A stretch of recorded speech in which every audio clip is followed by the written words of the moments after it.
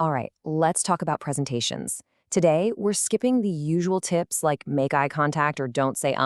We're going way deeper. We're diving into the strategy behind it all, what really separates a decent talk from one that can actually change minds and, open some serious doors. Just think about it for a second. You're in that dream job interview, or maybe you're pitching a brand new idea to your boss, or you're leading a team through a really tough time. What do all those moments have in common?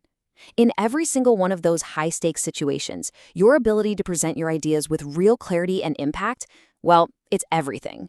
And that's really the heart of it, isn't it? This isn't just about acing a class project anymore. These skills are absolutely fundamental to hitting your goals, whether that's at school, at work, or even in your community. They are, quite literally, skills for life. Okay, so let's get past the surface level stuff. We all know about the fear of public speaking, the sweaty palms, the nerves.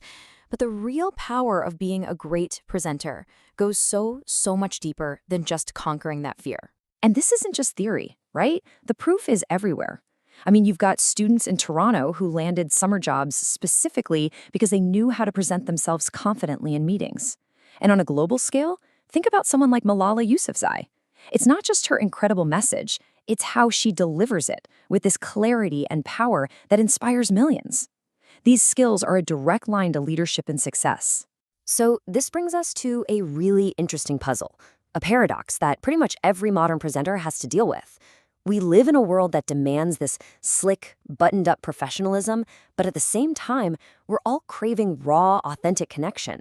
So how do you possibly balance those two things? And this really puts that conflict into focus. On one side, you've got the polished performance. Think of those perfect, almost AI-generated visuals and a delivery that's flawless. This is what's often expected in a high-stakes business pitch. But then, on the other side, you've got authentic connection, being genuine, being relatable, being truly present. Our culture values that kind of authenticity more than ever. So how do you navigate that? Which really boils it all down to the one big question we're tackling in this explainer. Is a truly great presentation a perfect one-way performance, or is it more like a real two-way conversation? And trust me, the answer isn't as simple as you might think. To really get to the bottom of that, we can look at two completely different models of communication. And these models offer two very different strategic paths for any presenter. Let's break them down. First up, we've got the Shannon-Weaver model from way back in 1948. This model sees communication as a straight line. It's basically a broadcast. You, the sender, create a message, and you shoot it over to a receiver, that's your audience. The main goal here is all about technical precision.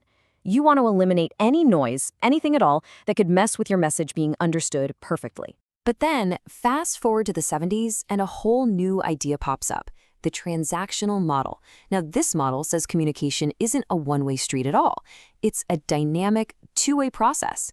You and your audience are actually communicating at the same time, and the meaning of your presentation gets co-created through all this constant feedback, both spoken and unspoken. And when you put them side by side, the difference is it's night and day. The Shannon-Weaver broadcast is all about flawless clarity. It focuses on technical precision, and it views the audience as totally passive, just there to receive info. The transactional dialogue, though, its goal is to build a relationship and create a shared meaning. The focus shifts to empathy, to adapting to your audience, who are now seen as active co-creators in the whole experience. You know, the legendary management guru Peter Drucker just perfectly captured the soul of that transactional model with this quote. A great presenter isn't just talking at people. They're actively listening. They're reading the room. They're hearing what the audience isn't saying out loud.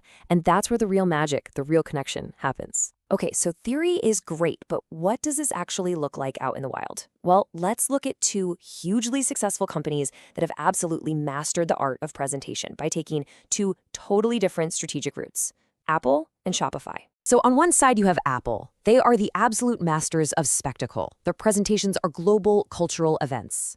And then on the other side, you have Shopify, the entrepreneur's best friend. Their whole style feels much more like a direct, personal conversation with their community. Apple's strategy is basically a masterclass in that old-school Shannon-Weaver broadcast model. Their product launches are pure theater. They are meticulously rehearsed, right down to the last word, the last gesture. The visuals? Stunningly simple, designed to focus all of your attention on one single powerful message.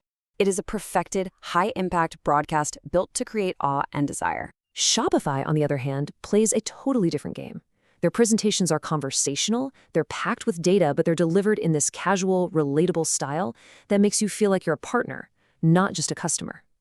The visuals are clean, they let the product be the real hero. Their approach is this really smart blend of both models, but it leans heavily into that transactional style, building a relationship, building a community. So, what's the big lesson here? I mean, both companies are unbelievably successful presenters, right? It just goes to show you there is no single right way to do this. The most powerful presentation is the one that comes from a deliberate, strategic choice, one that perfectly fits your brand, your audience, and whatever it is you're trying to achieve.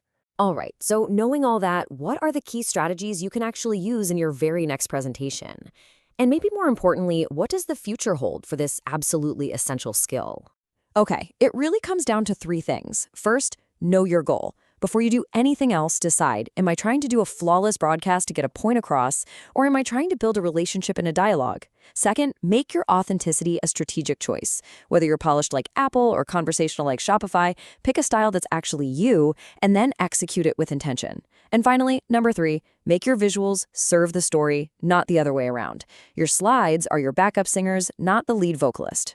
Now, looking ahead, things are about to get really, really interesting because generative AI tools are quickly making it possible for literally anyone to create those stunning, perfectly polished Apple-style presentations with just a few clicks. That level of polish, it's about to become the new baseline for everyone. So what does that mean for us? Well, when anyone and everyone can achieve technical perfection in their slides, the real advantage, the thing that makes you stand out, swings dramatically back toward the things that are uniquely human. Genuine storytelling, empathy, and the ability to forge a real, honest connection with your audience. Which leaves all of us with one final, essential question to think about. As artificial intelligence gets closer and closer to perfecting the science of presentation, the pressure is on us to master the art of human connection. The only question is, how will you do it?